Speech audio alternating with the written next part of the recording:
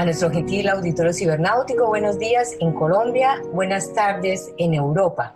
Soy Estela Malagón, cineasta, quien les saluda en nombre del Memorarte Fest, primer Festival Digital de la Memoria, en apoyo a la Comisión de la Verdad y en reconocimiento a las víctimas del conflicto armado colombiano. Hoy tenemos el honor y la gran alegría de rendir homenaje a nuestro querido maestro Gabriel García Márquez, artista universal, incansable activista por la justicia, la democracia y la defensa de la identidad latinoamericana. Creyó además, sobre todo, en la paz, en el diálogo y en el poder supremo del arte, de la educación, de la información y de la cultura como instrumentos de paz y de concordia social.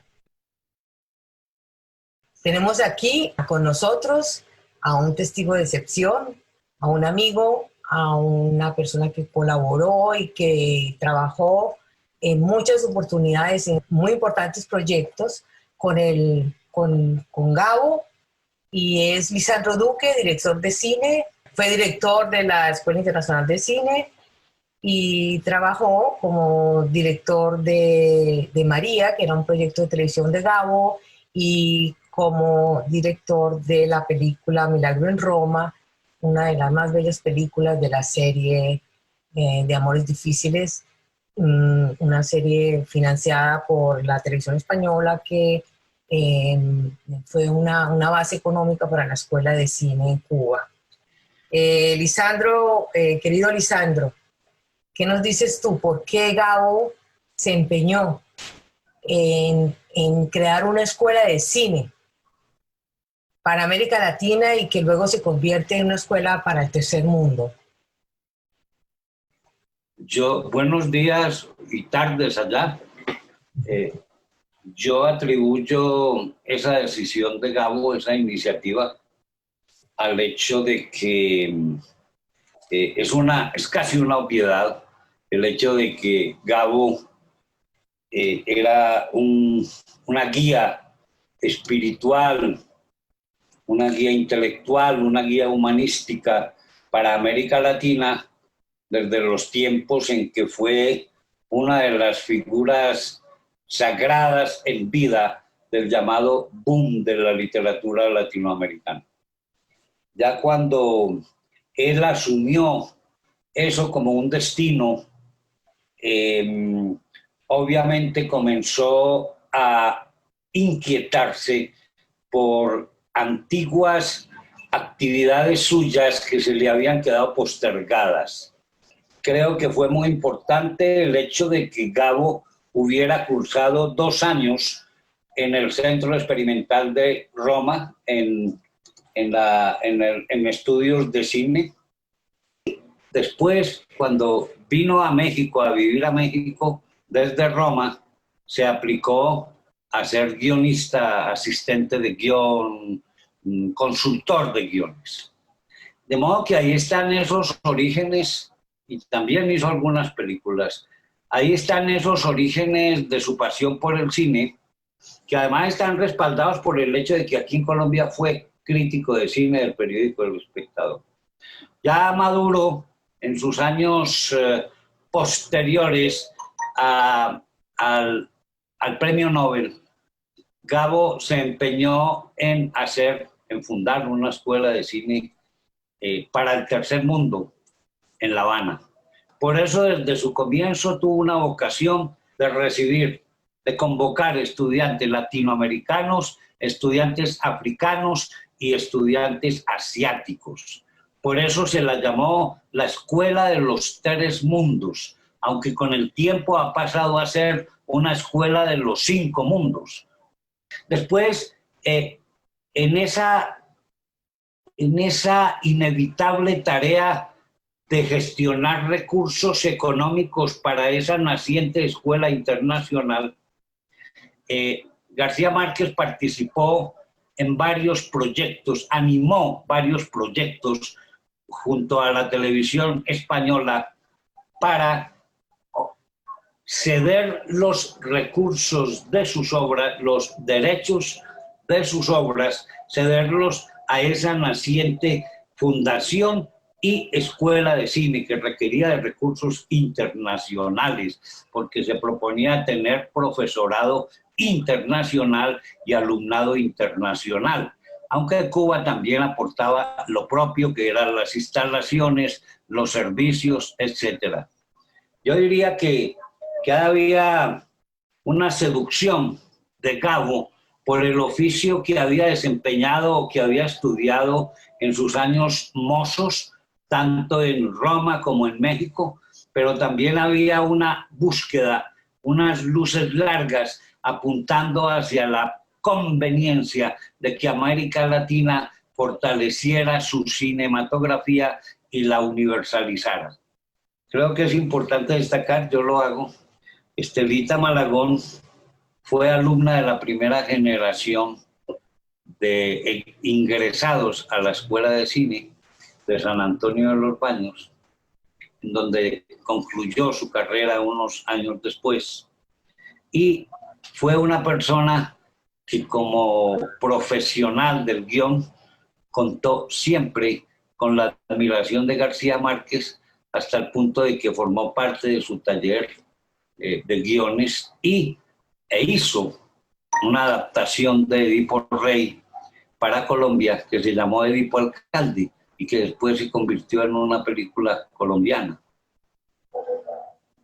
Sí, yo puedo dar fe, yo puedo dar fe de la generosidad de Gabo y, y pues yo también doy fe, doy fe que todos hicimos una grande comunidad en esta escuela, una comunidad de valores y de sueños, porque Gabo era una persona que era capaz de articular institucionalmente una escuela tan importante como esta y tan difícil que era. En un inicio se pensaba una verdadera utopía, una isla dentro de la isla de Cuba. En realidad, el modelo educativo de la escuela era completamente independiente del modelo educativo cubano. O sea que a pesar de haber tenido el apoyo de Fidel y del gobierno cubano, la escuela fue siempre independiente, hay un respeto. Era un proyecto antiescolástico, heterodoxo, experimental como concepto, muy liberal, muy abierto, muy crítico. Ahora que han pasado los años, nosotros, los que participamos, tuvimos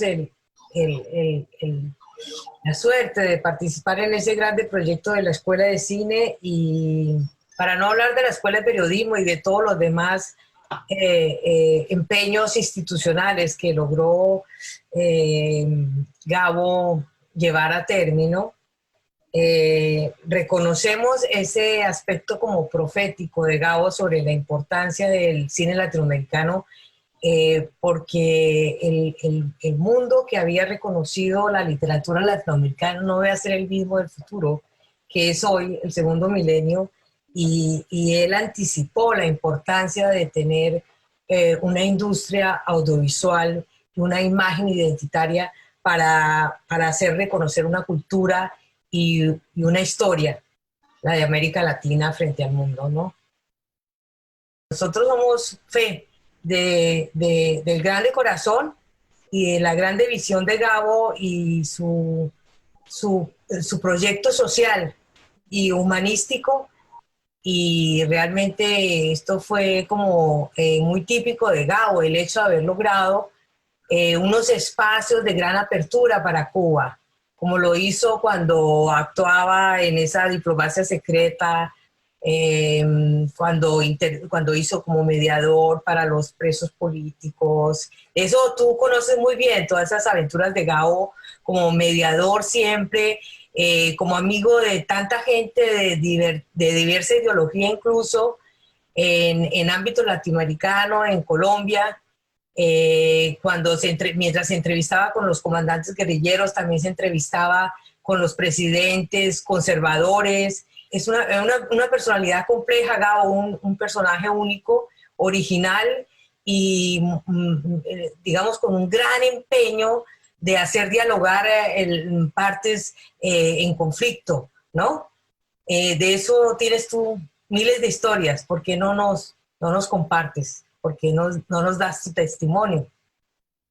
García Márquez no dejó de correr algunos riesgos, sobre todo acá en Colombia, aplicándose a esa forma de establecer relaciones confidenciales con dirigentes guerrilleros, sobre todo en momentos en que tal o cual guerrilla estuviera alentando un propósito de conversaciones de paz con el gobierno. Alguna vez comentó en una entrevista que era un secretario de buenos oficios para la paz de Colombia.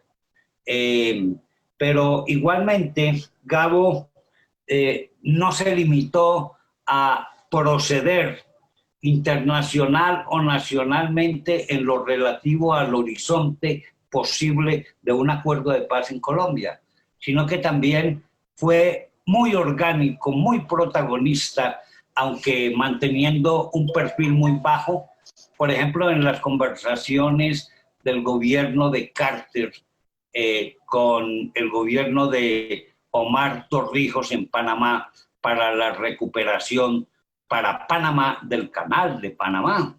Eso es muy importante porque estamos hablando de la década de los 80 y en este momento, cuando ya han transcurrido 20 años del siglo XXI, Panamá hace 20 años que es propietaria de su Canal de Panamá, que fue producto de gestiones en las que participó García Márquez.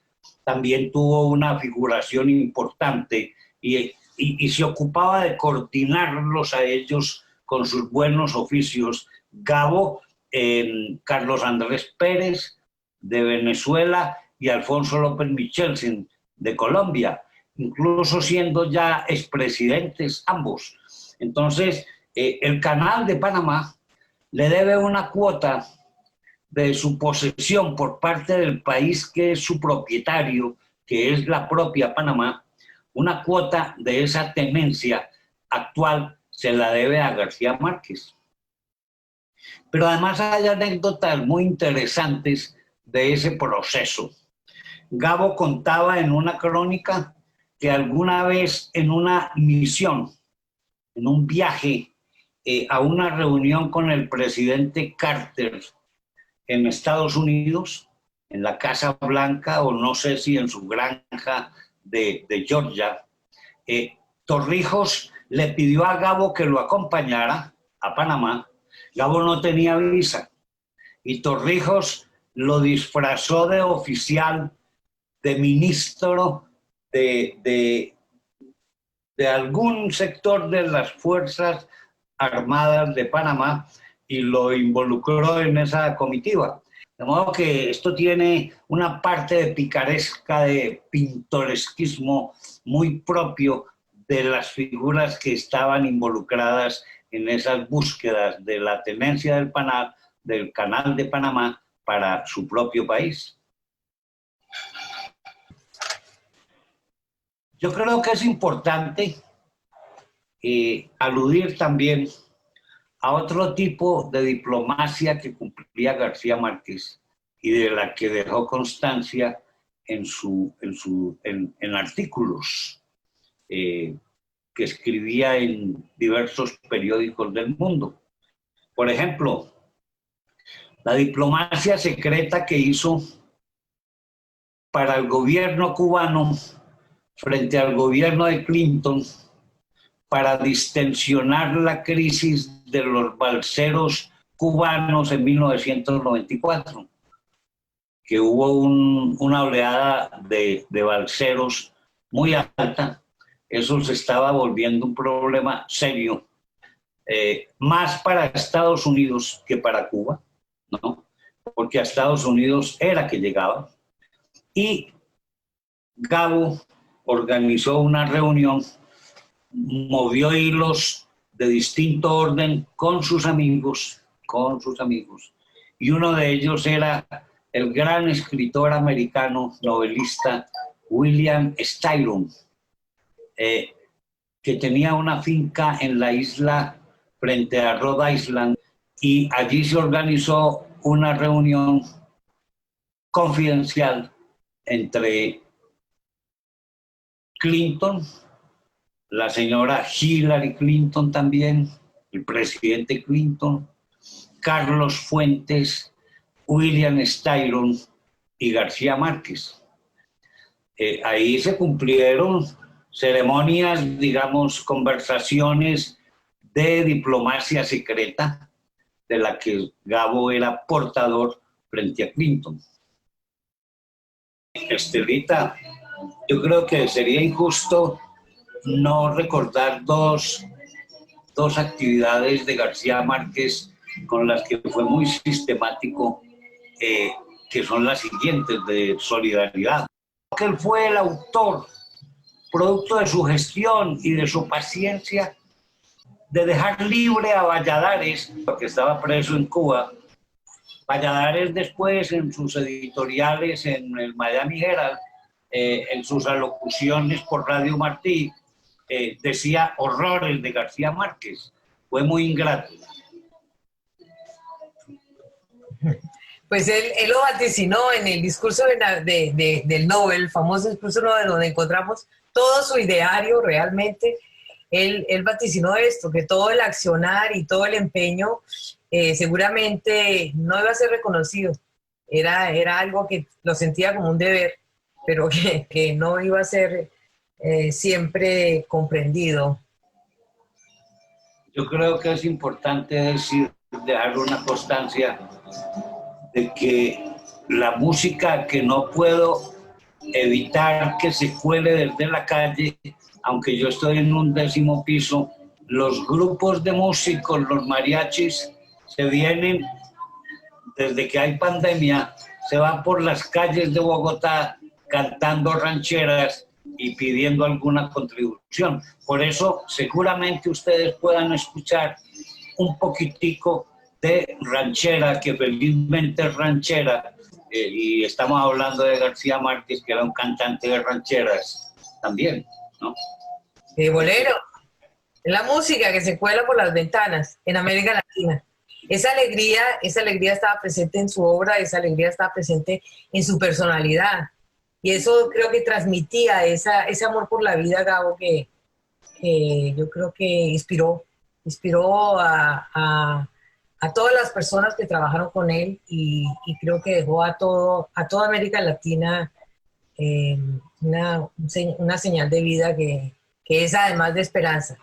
Yo en esta conversación siento que además debo agregar otros elementos muy característicos, muy habituales de García Márquez, y que posiblemente han pasado desapercibidos cuando se habla sobre él.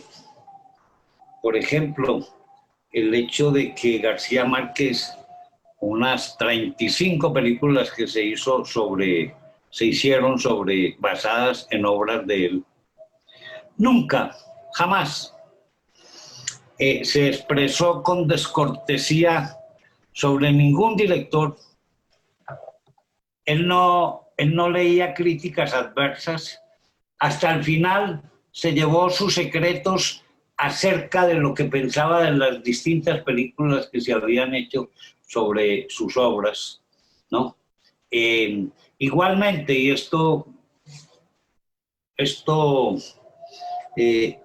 equivale a lo inmediatamente anterior, aunque aluda a un tema distinto, cuando él sabía que alguien se expresaba mal de él y panfleteaba contra él, a él no le importaba.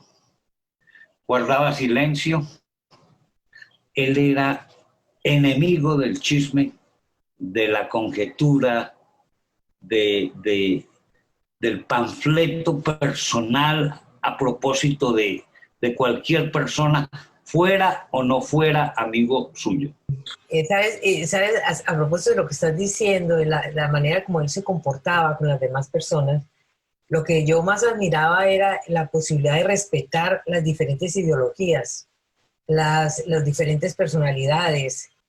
Obviamente que él tenía sus valores y sus valores muy claros, pero él tenía amigos muy diferentes, no solamente, por ejemplo, era muy amigo de Álvaro Mutis, pero muy amigo, era uno de los mejores amigos de Gabo, y Álvaro Mutis era muy conservador, era monarquista, Sí, sí. era monarquista y manifiesto, explícito, confeso. Y de otro lado era muy amigo de Fidel, que era todo lo contrario. Pero Gabo se jactaba que en el fondo no eran tan distintos, porque ambos detestaban la burguesía, decía.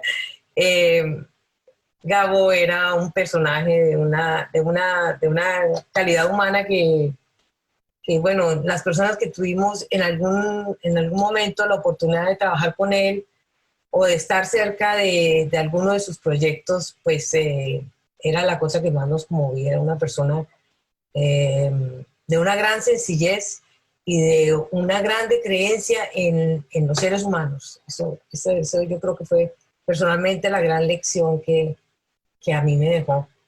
No sé, para concluir, tú personalmente, ¿qué te dejó esa amistad, esa relación con este gran hombre que fue Gabo? Yo todavía no puedo creer, y ya me voy a morir así, de que yo fui amigo de García Márquez. No puedo creer. Eh, y me gusta mantener esa sensación, a pesar de que su manera de comportarse conmigo, o quizás es por eso mismo, fue tan afectuosa, tan, tan de camaradería, tan de bacanería, que nunca lo pude ver en su dimensión mítica, icónica y con esa vocación de posteridad. Nunca lo pude ver así cuando estaba con él y cuando le leía sus cosas. Siempre tuve de él una visión de cotidianidad, que es lo que ahora me hace increíble pensar que fui amigo de él, porque él ya pertenece a la gloria. Es esa sensación tan contradictoria de que no puedo creer que fui amigo de él, viéndolo tan elevado en su estatura histórica, en su posteridad, ¿no? Pero cuando me aplico a recordarlo, se me vuelve tan cotidiano, tan amigo de la esquina, de la cuadra, del café, que son dos García Márquez que yo no logro compaginar, pero que en efecto eran uno solo, eran uno solo.